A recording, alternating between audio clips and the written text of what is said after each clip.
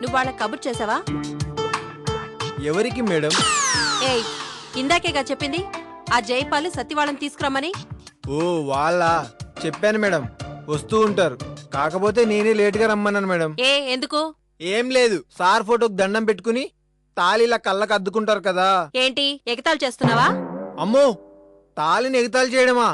Telugu serial జనాలు తాళితో ఊరేసి నన్ను చంపేస్తారు మేడం. Good morning madam.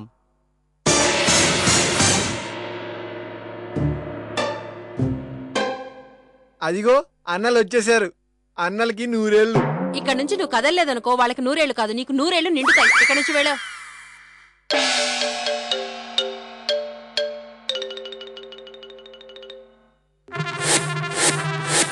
ఏంటి మీకు ఒకసారి చెప్తే అర్థం కదా? నిన్నే రానేది, నీకు ఒకసారి చెప్తే అర్థం కదా? ఎన్నిసార్లు చెప్పాలరా నీకు? నిన్నగాక మొన్నొచ్చావు, నీకే అంత పొగరుంటే మేమేమవ్వాలరా? ఇక ఆపుతావా? ఊరికే తినడానికి ఇదేం ధర్మసత్రం కాదు మేడం. ధర్మపత్నులకే ధర్మపత్ని అయిన మీరు, పతివ్రతలకే పతివ్రత అయిన మీరు, అన్నపూర్ణకి అన్నపూర్ణ అయిన మీరు ఇలా మాట్లాడుతున్నారా? సతీ, నువ్వెప్పుడు ఇస్తున్నావు? చెప్పరా, ఎప్పుడిస్తావు? అదేంటి మేడం నన్ను అడుగుతారు? అన్నలు ఎప్పుడు ఇస్తే నేను అప్పుడే ఇస్తా. వాళ్ళు ఇక్కడ ఉండట్లేదు. ఇది అన్యాయం మేడం. అయినా ఏంటండి, ఏంటి మేమన్నా పారిపోతున్నావా? కడతాం.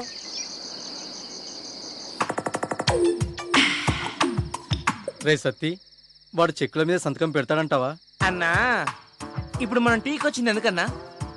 రాత్రంతా మేలుకోనైనా సరే వాడి చేతి సంతకాలు పెట్టించాను కదా. అంటే ఏంట్రా, రాత్రంతా మేల్కొంటే మన మీద జాలిపడి సంతకం పెడతాడంటావా? రేయ్, మనం వాడి కాళ్ళు గెట్టలు పట్టుకుని బతిమాలతాం అనుకుంటున్నావా? వాడి కాళ్ళు చేతులు విరగొట్టని సరే సంతకాలు పెట్టిద్దాం. అది అందుకే కదన్నా టీ తాగేది.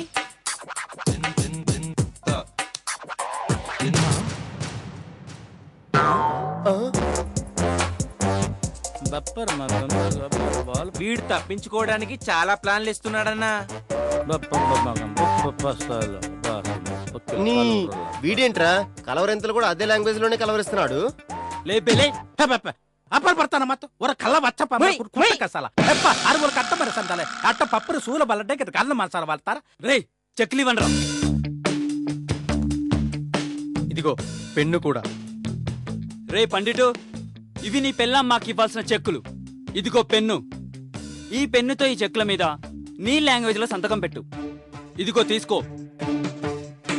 అన్నాయ్ తీసుకున్నాడన్నా. అంతేరా.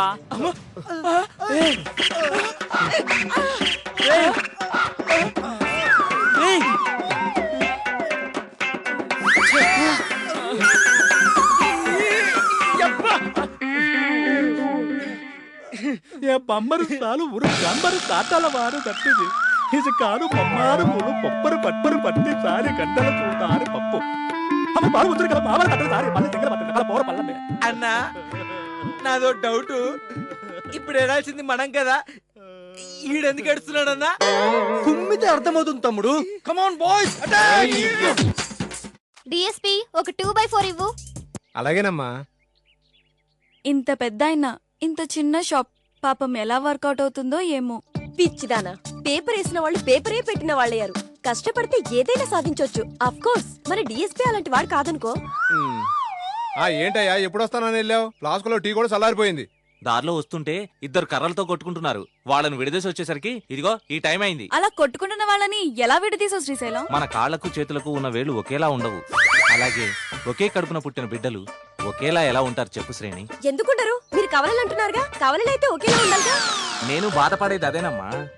రూపంలో ఇద్దరం ఒకటే, కాని గుణంలో వాడు దుర్మార్గుడమ్మా.